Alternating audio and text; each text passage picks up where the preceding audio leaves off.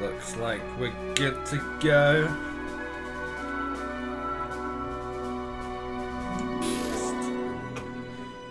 Yeah, okay. Oh, it's a new advert. What's this then? What's all this about? I don't actually know. Oh, DC Comics. 60 issues planned, usual price $9.99. Yeah, how much is the first one?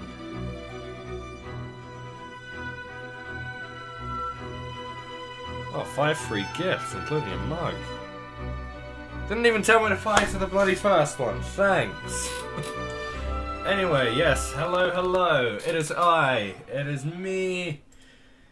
You know my name already. It is Callum, and we are back for the first time this week, even though I was supposed to be on yesterday. But who cares?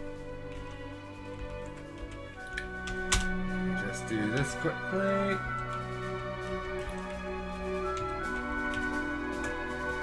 Yeah, and we'll pause that. So, yes, hello. It is Tuesday. Even though I was supposed to be on yesterday. Yeah, that didn't happen, did it? Going to sleep at 3 o'clock, waking up at about 1. And then,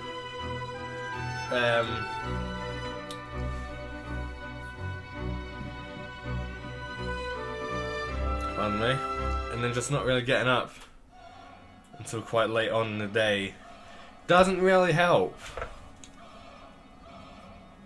And then not to mention about 5 hours of shopping, and then getting back at about 10:30 last night. So, you know, wasn't exactly a day to stream.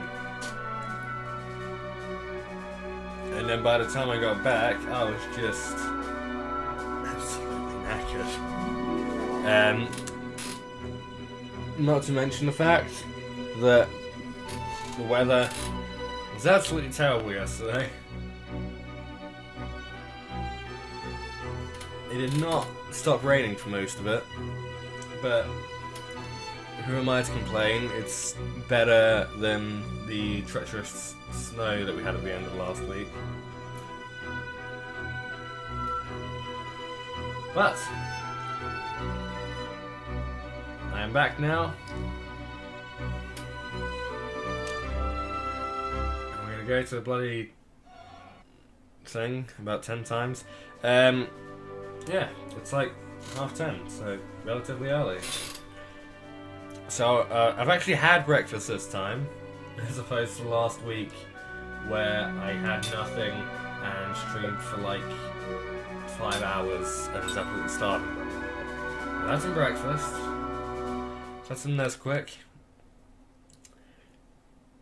and probably just go for a few hours. Yeah. So, what happened at the last episode?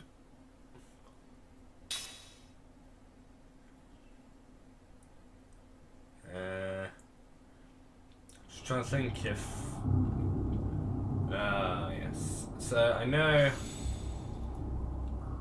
we captured Ming... Well, not captured. We took Ming with us at some point. I can't remember if it was... in the last episode, or the episode before.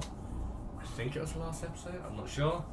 And then we came to Tosca Village, where it turned out Kaim and Sarah had lived at one point in this house. Obviously not in this. Sarah, we need to get to the Goatson capital. We'd like you to unseal the Black Cave. That seal was set to prevent an invasion by Goatsa, so that Tosca wouldn't be caught up in a war. Yeah, but just, you know, your head was screwed on wrong then. Even with your memory gone, you acted to protect others. The longer we leave Gongora to his own devices, the more children like ours will come to harm. Help us, Sarah.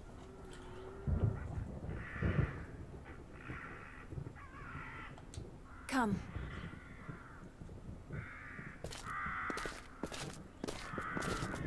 Right. So yeah, like this was the place where they lived at one point. Obviously, it was in better condition then, though. And basically, so we got to Tosca because we're trying to get to Goetze, and there is a black cave that's like sealed off by magic, that was sealed off by some old sorceress, which led us to the mansion, and it turned out that the old sorceress was in fact Kain's wife.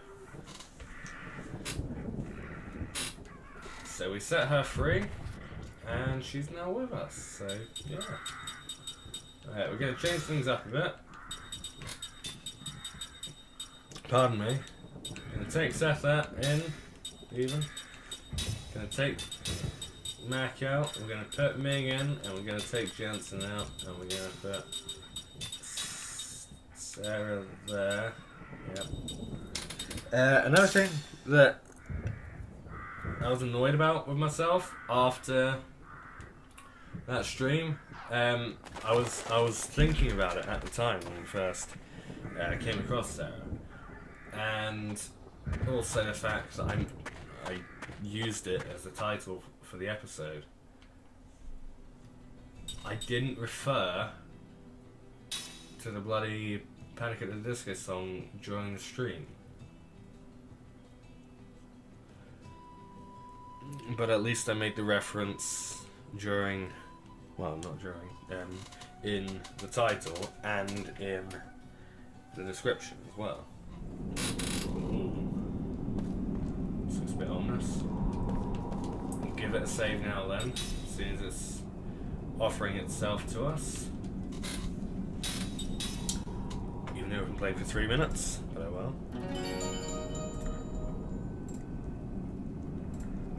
That's all I want. Put that there, put that there, do that, and then do that. There we go.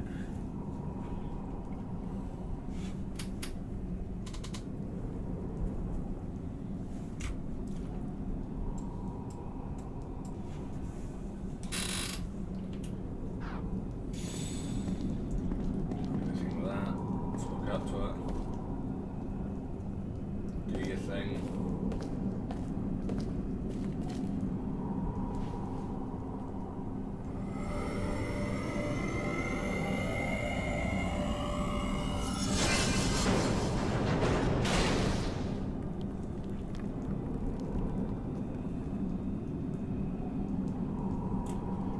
Black Cave.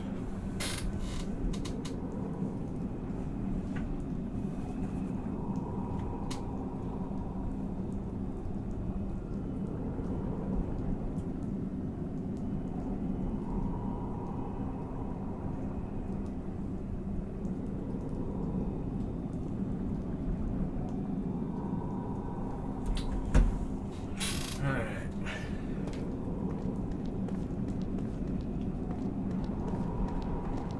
Right there.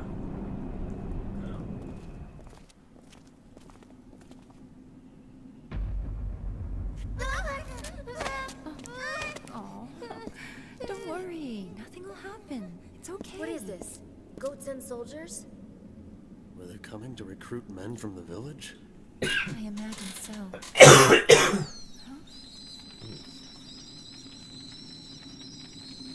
Hey, wait a minute. I thought you said the cave critters would leave us alone if we didn't bug them. Liar. That's what they were supposed to do. Something's not right here. I sense something. Something terribly ominous. Stay alert!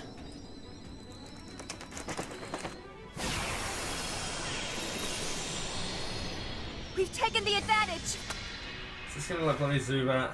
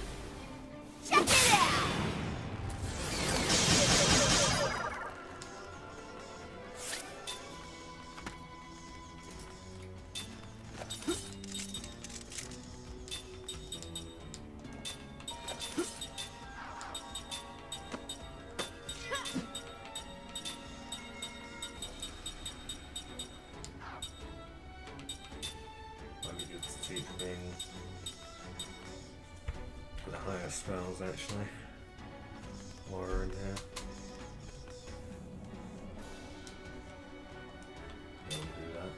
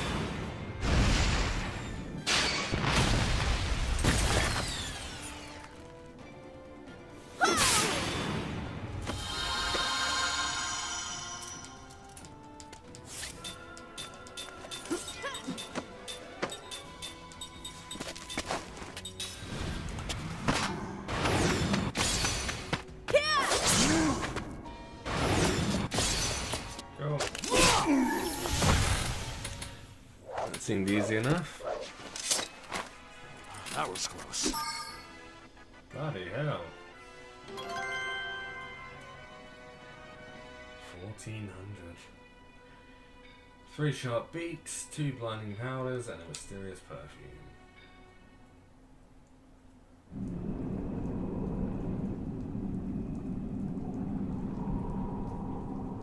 Alright, who said they wouldn't attack? Because it wasn't me!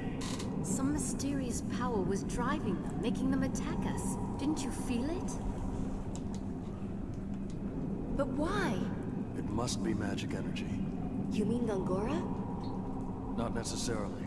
Couldn't it be that this world's natural magic energy is having some kind of effect?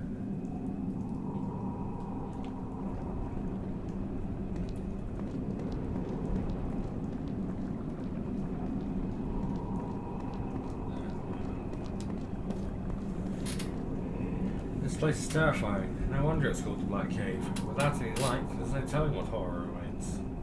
The poison's eating away at my body. My friends were killed by monsters. Light! If only I had some light. What's that? The last thing this dead soldier wrote, it appears.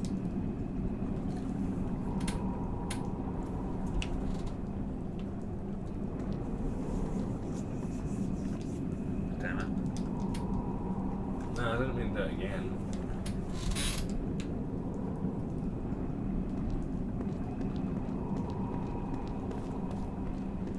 Pardon me. Go up here. Chest over there. Got a chest up there. Damn it. So, at this point,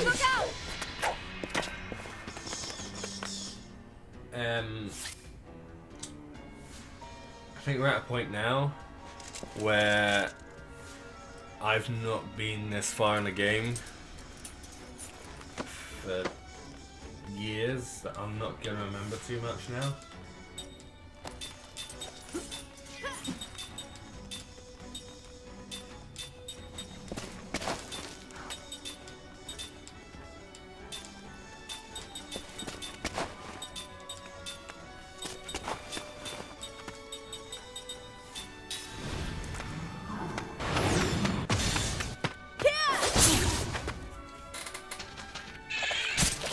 So, just ignore it, I guess.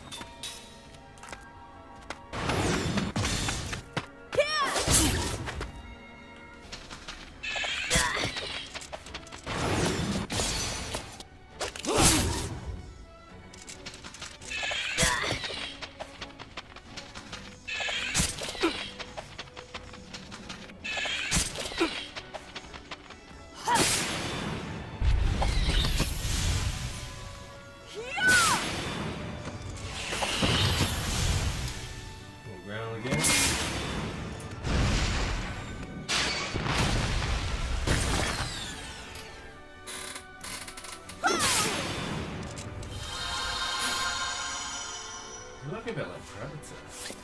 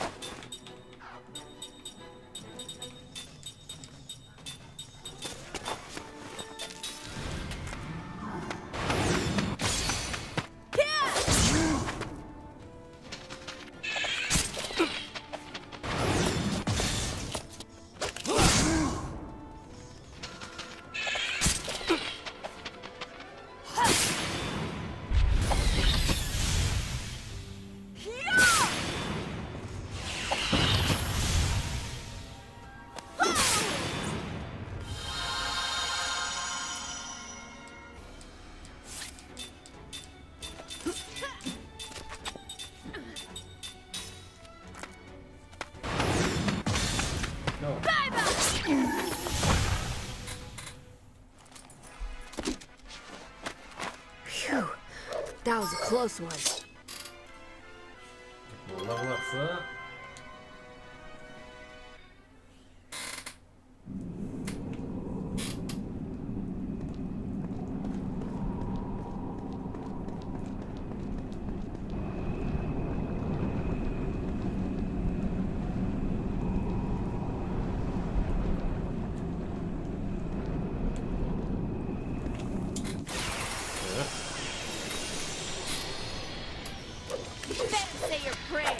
What the hell are you?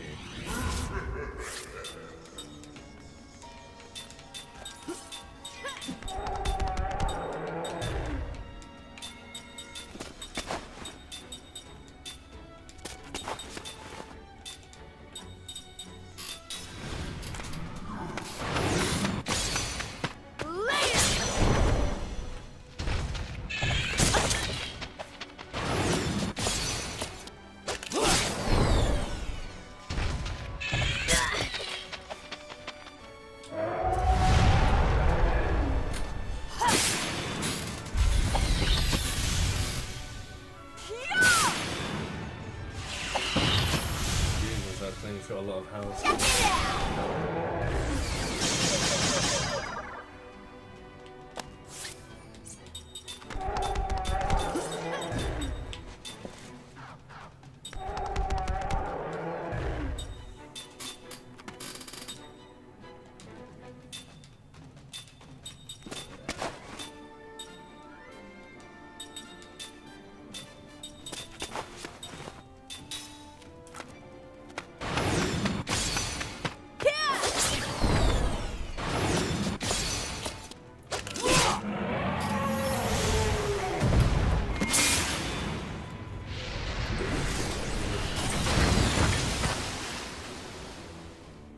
Another one.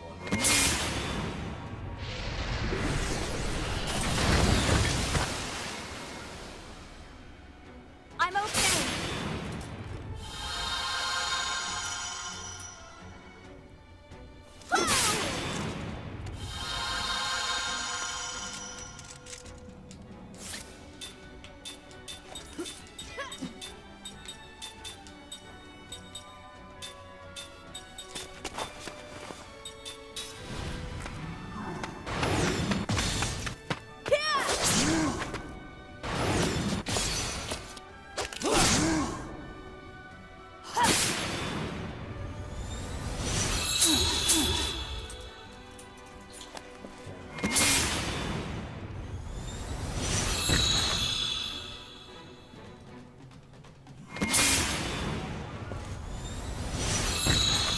Think about that.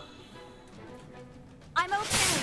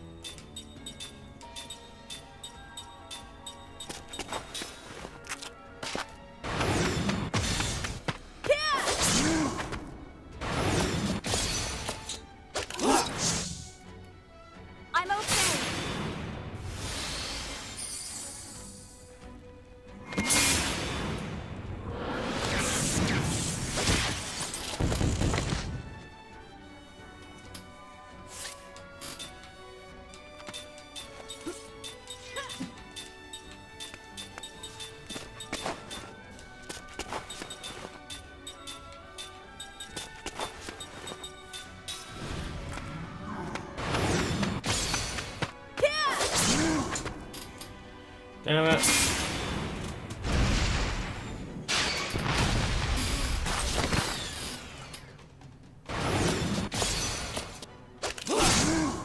The old ground kind of sounds a bit. There's like a slight chime in there that sounds a bit like the I'm okay. rare achievement unlock chime. Yeah.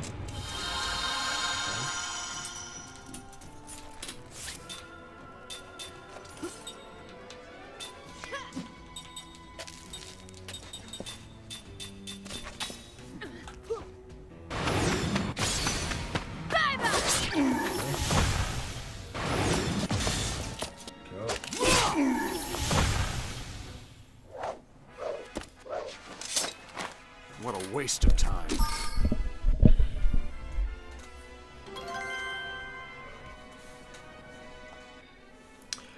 Cookland level 4 white magic. Cool, cool. Forgot to set this up.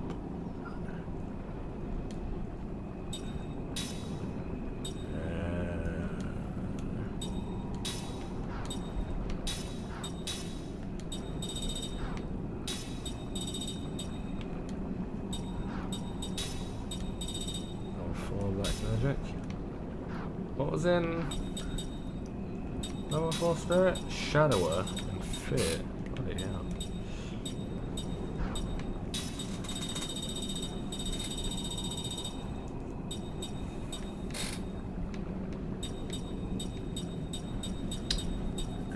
I would have to teach level 4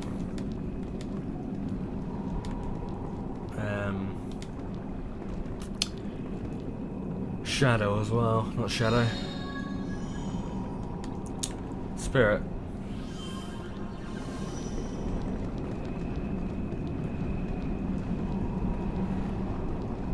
Another one.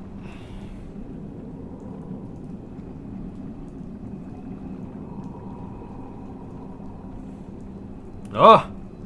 Oh! Kyle recalls a memory that was locked deep within his heart. It is time for a reading. Because a dream has been revealed.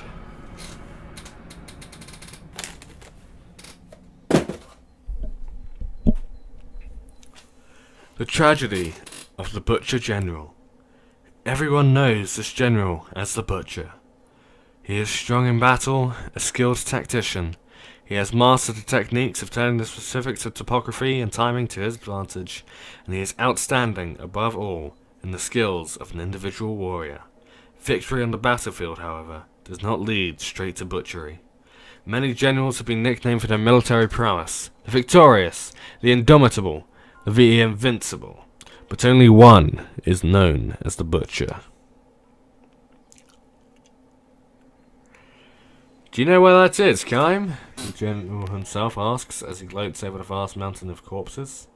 Kime does not reply. He entered the fray as a mercenary, but his exploits far outclass those of the regular troops. For the general to call a man into his presence and speak to him face to face is apparently an honor beyond even most of our officers' wildest dreams. Not just from winning battles, the general goes on. That would be just simple. That would be too simple. Just kill the enemy general. Take the big one's head and the battle's over, right? Kaim nods in silence. This is how this battle should have ended, instead of continuing for 3 days. The enemy general proposed to surrender on the first day. He offered his head in exchange for the lives of his men and the villagers. But the Butcher rejected the offer and continued his all-out attack on an enemy that had lost the will to fight, annihilating them in the process. The last day was used to burn down a forest into which the unresisting villagers had fled. The real battle doesn't end when you raise a victory song on the battlefield. If even one person survives, the seed of hatred lives on. I'm talking about the desire for revenge. Nothing good can come from leaving that behind. You must cut the cause of future troubles at the root. This is why the troops under the general's command killed the young men of the village after they were through exterminating the enemy troops. They also killed the unarmed old people. They killed mothers fleeing with children in their arms. They killed the children they stripped from their mothers' corpses. Do you think me cruel, Kime? I do, Kime answered, nodding.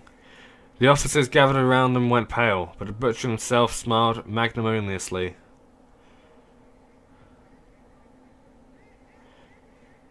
Yeah. I'm a bit tired still, so some things maybe may go a little wrong, who knows. You didn't do any of these things, I gather. My job is to kill soldiers on the battlefield. My contract doesn't call for anything else. And I'm saying that is a foolish line of thinking. The soldiers you killed have brothers and children. Do you plan to go on living in fear of their revenge? That is sheer stupidity. If you wipe out the entire family, you can live without such worries. You'll see. The general laughs uproariously, and the surrounding officers all smile in response. Kime, however, his expression unchanged, starts to walk away. Where are you going, Kime? We are through talking, aren't we? My contract has ended. Never mind that. Just wait. When the general says this, several stop.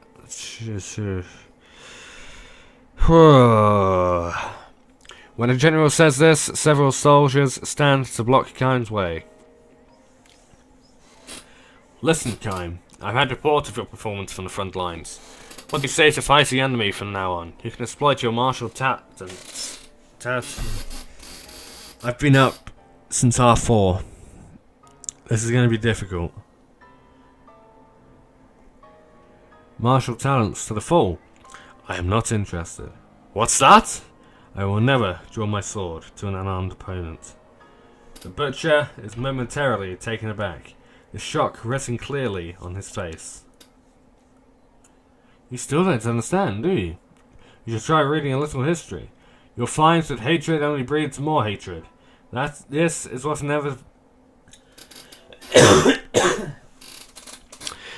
inevitably brings down even the most prosperous nations and powers, which is why I make absolutely sure to sever it at the root.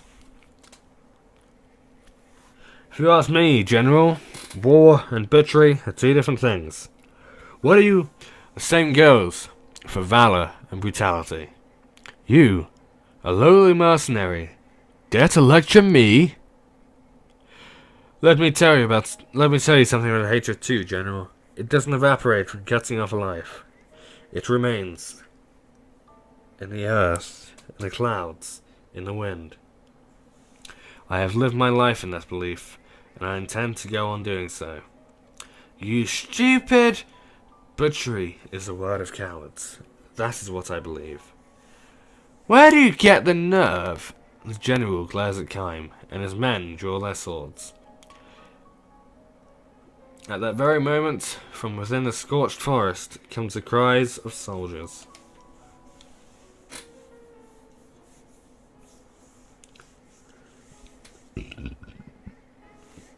Pardon me. Here are some. 5 of them still left. No, 6. Over there. They went that way. Distracted by the shouts, the general commands his men. Hurry! Capture them! Don't let even one of them get away. Hurry! Hurry! He can't let them escape. The men blocking Kime begin to fidget, and none of them thinks to stop him as he calmly walks away. Do you hear me? You must not let them get. Right. Do you hear me? You must not let them escape. If even one of them gets away, I'll have your heads, all of you. The general's calls are clearly those of a coward. And yes, I did just slap myself 4 times then. And it hasn't worked. I can tell you that much. The butcher presided over many battles after that, and he burned countless villages to the ground, butchering all of their inhabitants. Got through that one. Then, one night, something happened. The general felt a strange itching sensation on the back of his hand. It was different from an ordinary insect bite or skin eruption. It was deeper down and felt like a kind of squirming. This is odd. He clawed at his skin, but the itch would not subside. It was very strange. There was no redness or swelling or sign of a rash. Maybe I touched a poisonous moth. The general had burnt yet another village to the ground that day. Surrounded by beautiful countryside, the village in times of peace had been extolled as a flowering hamlet.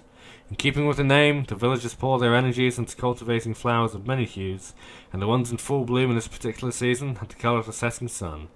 Indeed, the entire village looked as if it had been dyed the colour of a beautiful afterglow. This was the village that the general burned down with flames far redder than any sunset. The villagers, who ran in circles begging for their lives, he killed one at a time. Far redder than the sunsets, far redder than the flames, was the blood that soaked into the earth. But this is how it always is. I didn't do anything special today. Shaking hands that refused to stop itching, the general took a swallow of liquor. And in that moment, it happened. Tearing through the thin skin of the back of his hand, a number of small grain-like things emerged from within. No blood flowed, no pain accompanied them, exactly the way plants sprout from the earth. No, the things that covered over the back of his hand before his very eyes were unmistakably plant sprouts. Horrified, the general took a razor to the back of his hand and tried to shave the things off. When the blade came in contact with them, however, they gave off sounds like human moans. Sounds exactly like the moans of a human being dying in agony as his entire body is slashed by swords. Or like the moans of a person who is being burned alive. "Shut up, damn you! Shut up, you hellish!" Holding the razor in one hand to shave the other, he could not cover his ears. His body was soaked in a greasy sweat by the time he succeeded in shaving the horrible things from the back of his hand. To salve his own anger, he shouted for the men who were supposed to be guarding him. "Where the hell have you been, sir? You should have come running when you heard unusual noises coming from my tent. This is your job as my guards." The guards gave each other puzzled looks, and the first replied hesitantly to the general. "Forgive me, sir. We were standing just outside the entrance, but we never heard any such." The general glared at his guards, enraged, but after struggling to keep his welling anger in check, he shouted, "Never mind then! Get out!" He was too upset to waste time on subordinates. Almost immediately, the itching attacked the back of his hand again, but this time it was not limited to his hand. His flanks, his shoulders, his buttocks, behind his knees, his whole body started to itch. Alone again, the general tore off his nightclothes and inspected his entire body in the moonlight seeping through the roof of the tent. The things were sprouting from everywhere now, and some even had leaves beginning to grow on them. The general raised a soundless scream and began wildly attacking the growths wherever he could reach them. Each one he cut from his body released a horrible moan. Horrible, horrible, horrible. His bed sheets turned green before his eyes, and soon the numberless sprouts were transformed into numberless human corpses. They covered not only his bed, but the whole earth, before they melted into the darkness of night and vanished. One sleepless night followed another in endless succession. The horrible things kept sprouting from his skin, however much he cut them off. Ointments had no effect. He tried making every poison-quelling tablet he could get his hands on, but nothing worked. He could not speak to this of his subordinates. He could not speak of this to his subordinates. If a rumour spread that strange plants are sprouting from the butcher's body, it would embolden his enemies and discourage his allies. One of his subordinates might even try to take his head at night. His cowardice had earned him the name of the butcher, and that same cowardice was what turned the general into a lonely, isolated man. He had no one he could tell about this. Each night, the general would wage his lonely battle, though perhaps it could not be called a battle precisely. The things merely sprouted from his body, and put up no resistance. When he took the razor to them, they would simply moan and fall away. When the general was engaged in on his own was less than the battle. What the general was engaged in on his own was less a battle than lonely butchery. Several more nights went by. The sprouting continued with undiminished force. The single fortunate aspect, perhaps, was that the things only sprouted in places on his body where the general could reach with his razor. This could as well have been a curse, however. The general had no choice but to go on shaving the things precisely because he could reach them. Precisely because he was able to perform the butchery by himself. He could not call for help. His lonely butchery continued. His sleepless nights continued. The general's flesh wasted away. Why is this happening? The general asked himself. Why did this have to happen to me? This is a time of war. I am here on the battlefield. I have to kill the enemy in order to survive. In order to give myself future peace of mind. I have to kill them all, both armed and unarmed. It is simple common sense, the general all but spit out the words. All I have done is a sensible thing, in the most sensible way. This night, again, the sprouts emerged from his body. This night again, the general had to shave them off. Again, the countless moans. Again, the countless bodies. Again, he had the cock crow to announce the end of the night. Again, the general passed the night without the comfort of sleep. The general's body, once superbly conditioned on the battlefield, withered away before his own eyes, but more than his body, his mind became unstable. He spent his days sprawled in his bed, eyes open or closed, could see images of his past scenes of butchery. He never began to recall the words of a skilled but insolent mercenary. Hatred doesn't evaporate from cutting off life. It remains, in the earth, in the clouds, in the wind. The general wanted to see that man again, to see him and ask him again, have I been wrong all these years? The man himself, a man of few words, would probably not answer his question. Still, the general wanted to see him again, that mercenary, that Kime fellow. Pardon me. As always, the itching started and the plants began to sprout, but the general, grasping the razor in fingers that now looked like withered branches, no longer had the strength to shave them off. Pardon me. His back began to itch. This was the first time the things had sprouted someplace beyond his reach, as if they had been waiting for this opportune moment. Sprawled in his bed, the general let the razor drop from his hand. Enough! I don't care anymore.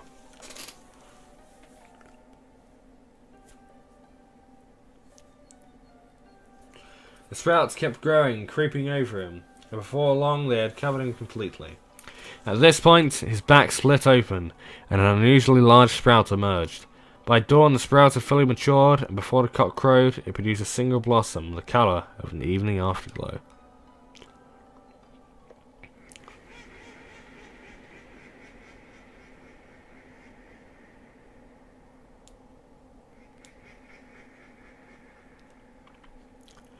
Many long years have passed.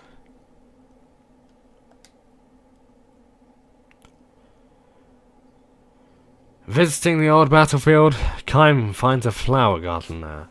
Blooming in profusion are flowers of clearly different shape and colour than the ones along its border. Beside the garden stands a stone monument inscribed with the garden's history. In this place, a great general met his end. He was known as the Butcher. He died suddenly one night, and from his body grew many flowering plants. These were evening flowers, a blossom unique to a village the general had burnt to the ground.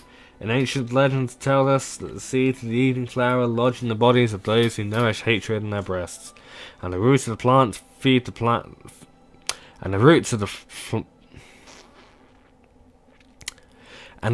plant feed the flowers of the person's flesh. The garden's flowers, the colour of the setting sun, sway in a gentle breeze. Kime stands there for a time, gazing at the countless flowers given birth by hatred, before walking on in silence. It is said that in the very centre of the garden lies a disintegrating suit of armour, but no one has ever found it. The end. It's quite a weird one.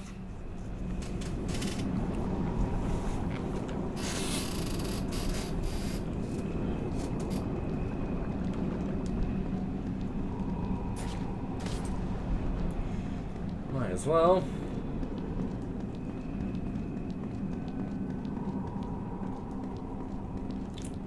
Might as well. Seed.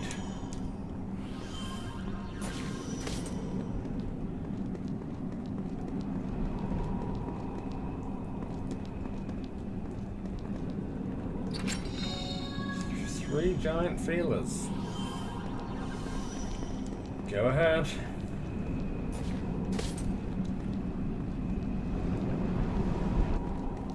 God damn it. Oh no! Look out! Oh. It's the thing from Shadow the Hedgehog.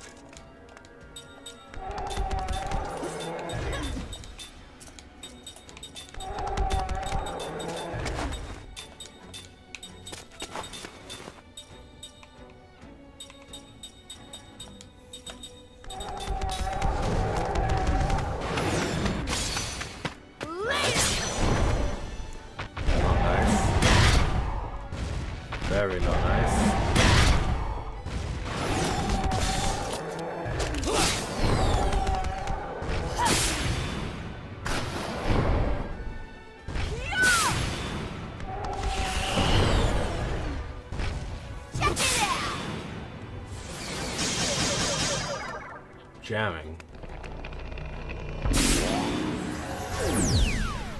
Don't know what that is.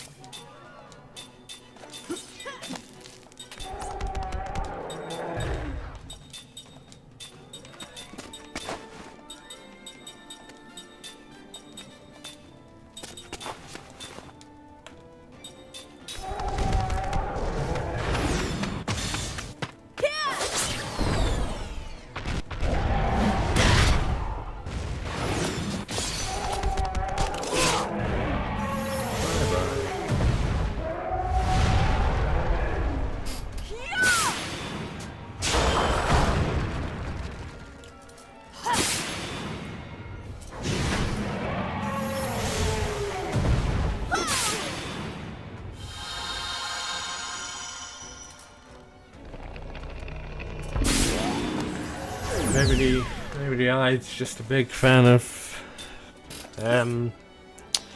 Bob Marley.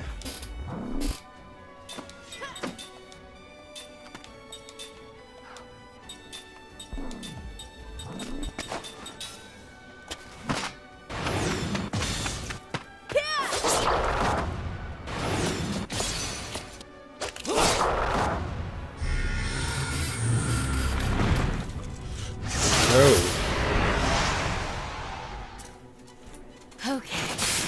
That's not good.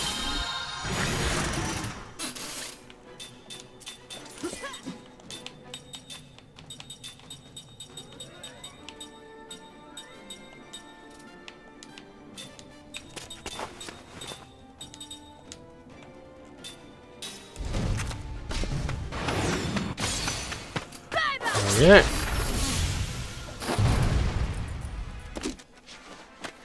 Phew. That was a close one. Right.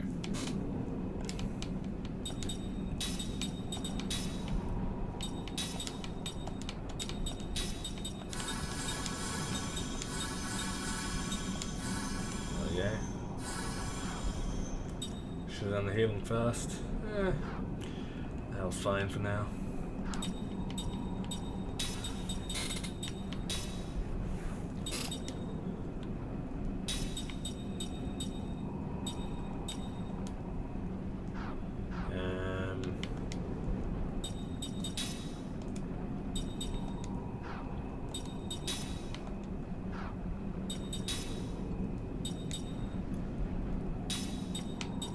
Novice, apprentice, adept. Should have sworn.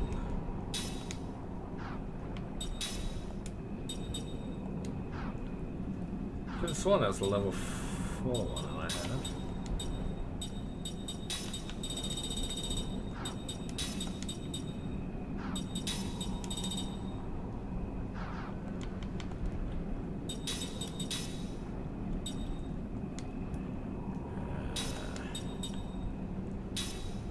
Sarah learning spirit magic.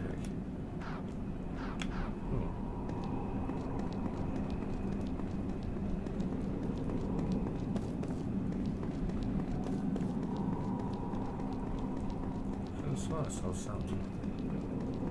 Shine. There's that chest. Stone Beast's Thorn.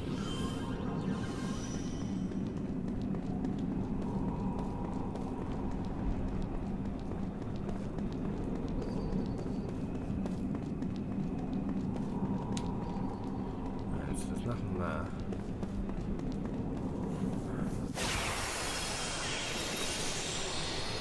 Don't let him get away!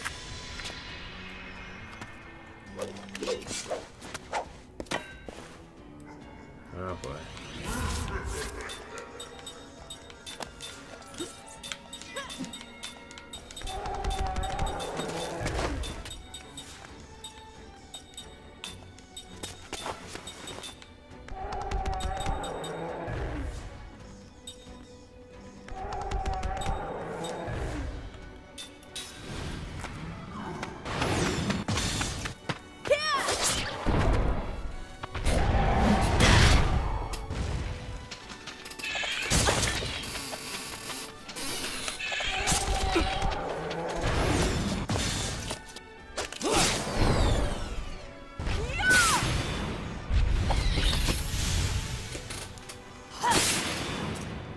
go.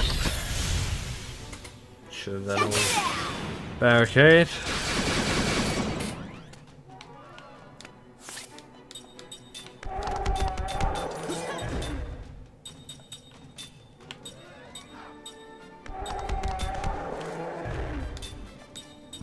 On me.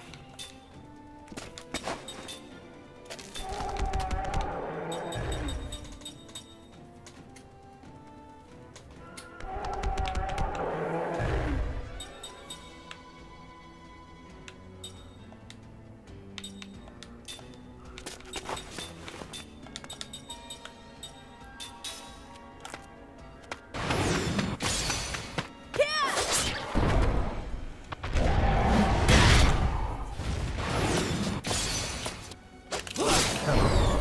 25.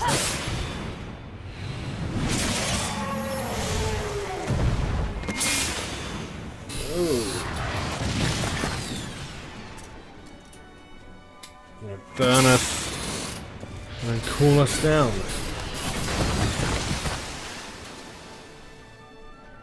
Here goes. Check it out.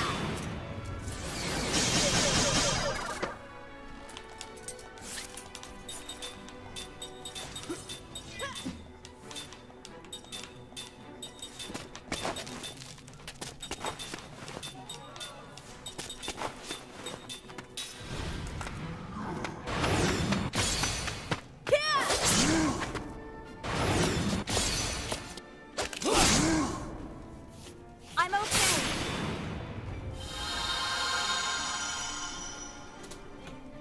Okay.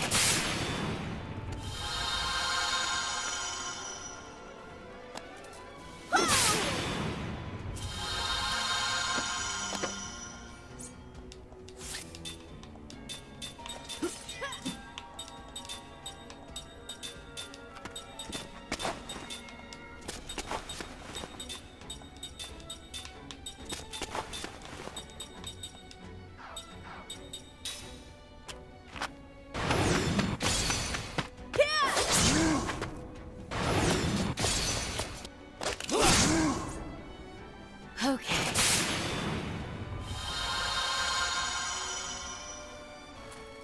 I'm okay.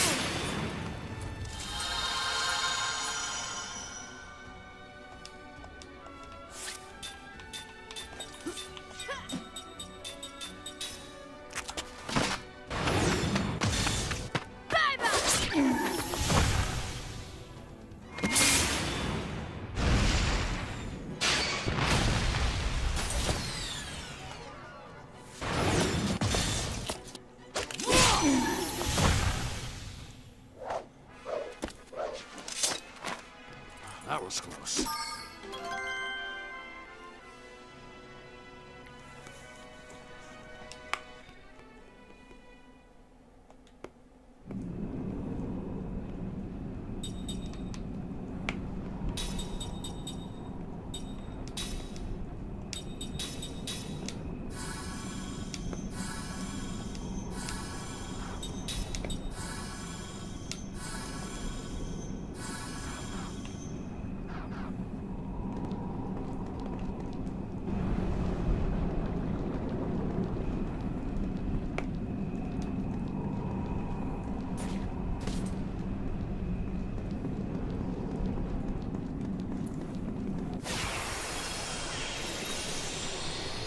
Looks like we got a good chance.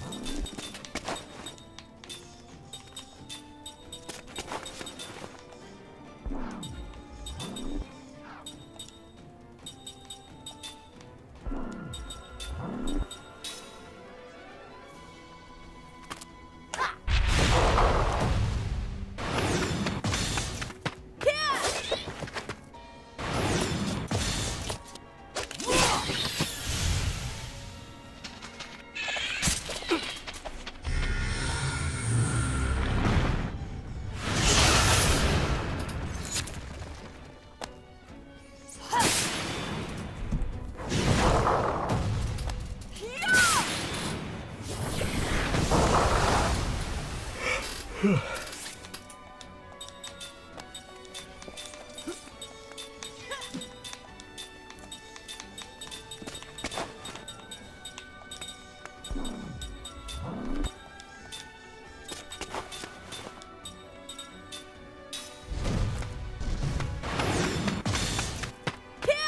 it.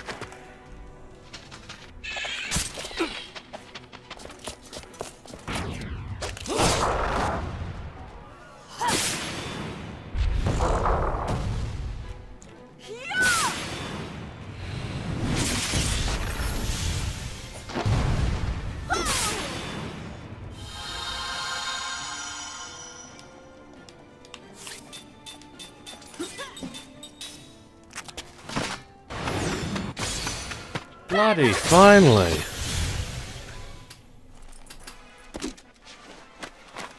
Well, what did you expect?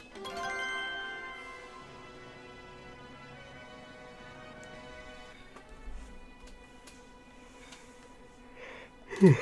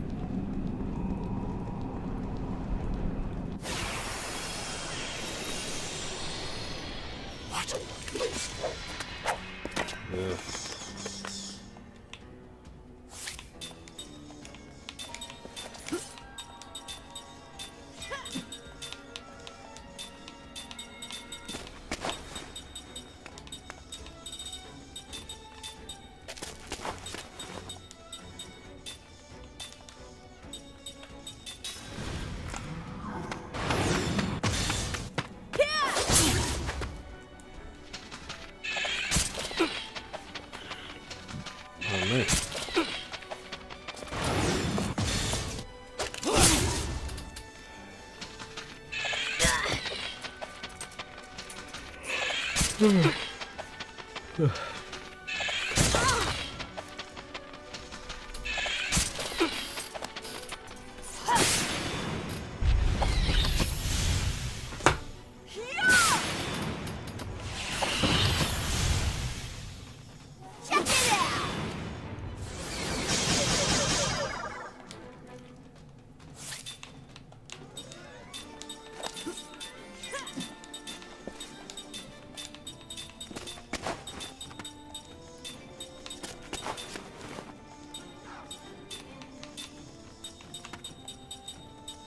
It's not what I meant to do.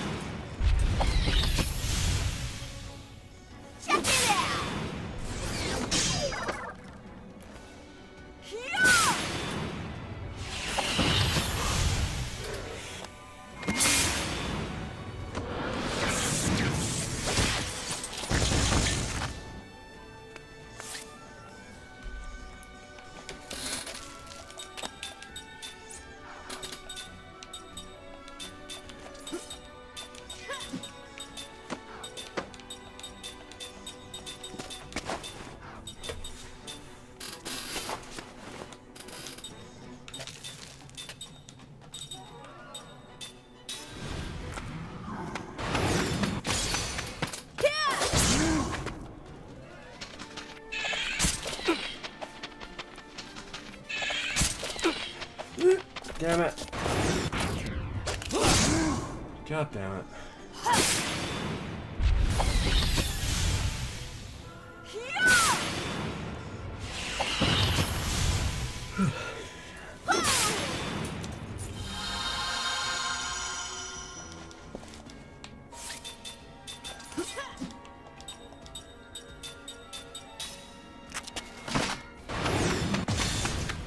I might actually do a bit of a shorter stream today, just because of how knackered I That was am. a close one. It's that bad right now.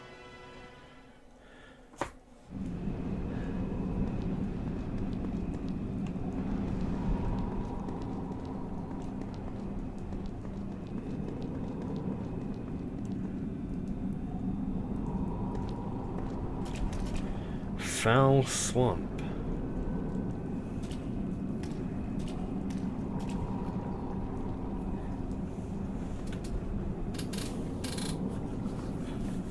What's that thing? It's all lit up.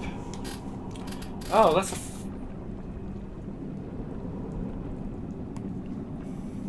You would not believe your eyes. That's a firefly. Those are pretty rare. It's a kind of insect that lights up in the dark. If you're gentle to them, they can be used as light.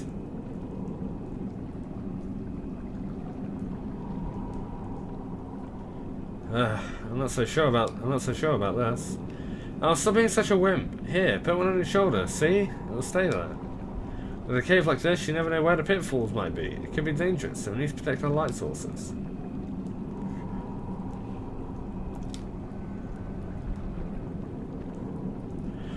I like how I went with the choice of Owl City. I could have also gone with Firefly!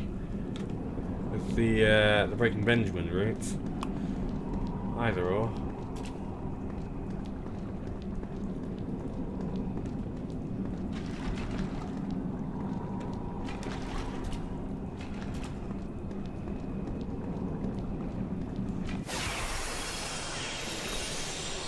I also just spat all over my phone, so you know. Okay. Jesus.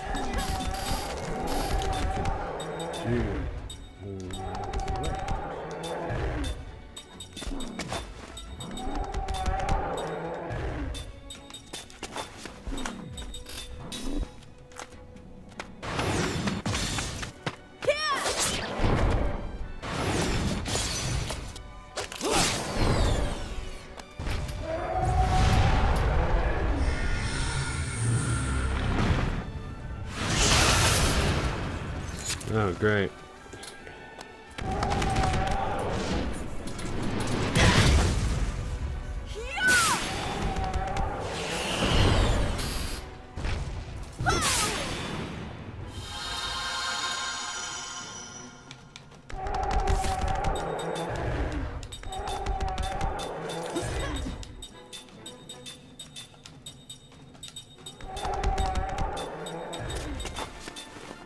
Damn it. That's not what I meant to do.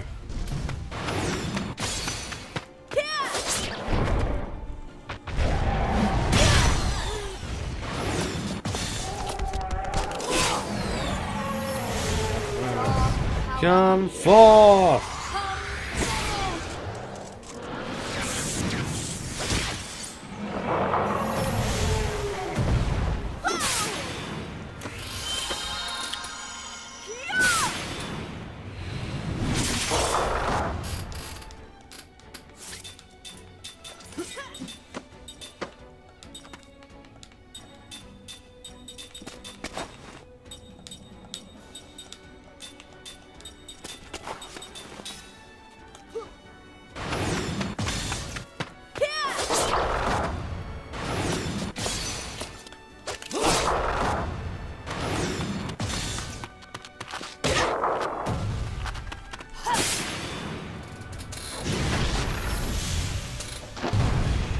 Seems got quite a bit of health.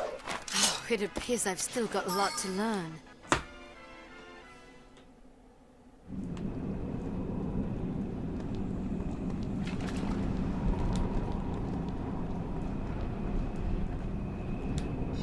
Oh god.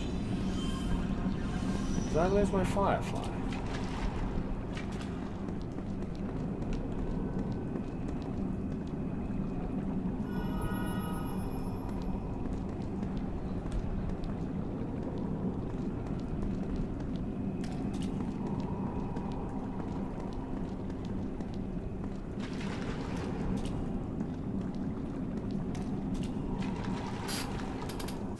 Why? If it's a fight you want, you got it.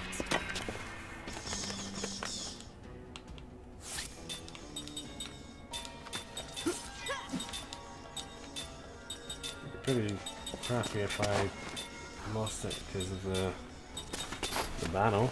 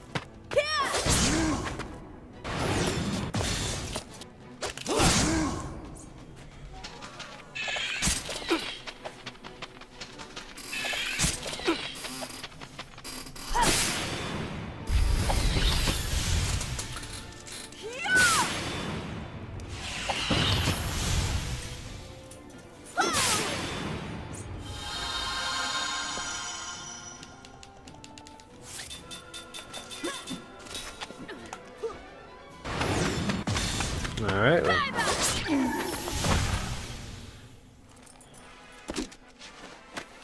Phew. That was a close one.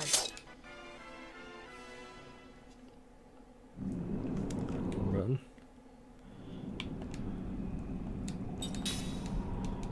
Alright.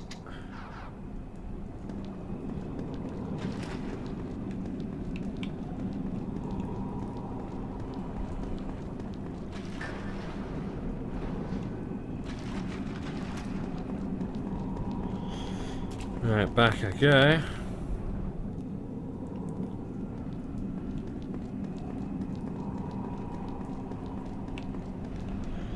Might as well.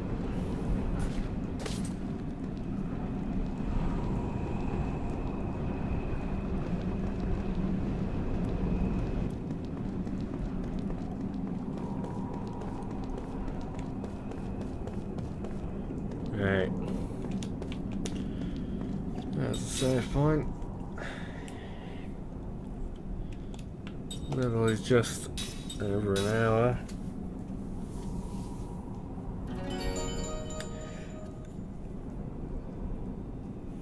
I'm gonna leave it here for now. I didn't realize how tired I actually was. I'm this close to like falling asleep midstream. That's how bad it is. Alright. I may be back later. If not, I'll try again tomorrow and hopefully I will be awake. So yeah. I'll see you soon. Bye bye.